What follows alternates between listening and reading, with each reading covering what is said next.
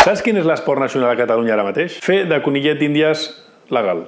Et recordo que la Generalitat té sobre la taula una llei on et vol dir qui pot comprar-te el pis i qui no. T'ho explico ràpid.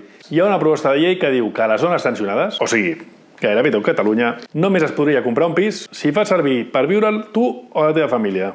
Doncs bé, dos catedràtics de dret civil diuen que això xoca frontalment amb la Constitució, que envaeix competències de l'Estat i que inclús podria topar amb la lliure circulació de capitals de tota Europa. Per altra banda, hi ha un altre informe, el que agafa la Generalitat, que diu que sí, que això és constitucional, si es fa de forma temporal i excepcional. Els promotors i propietaris ja tornem a parlar d'inseguretat jurídica.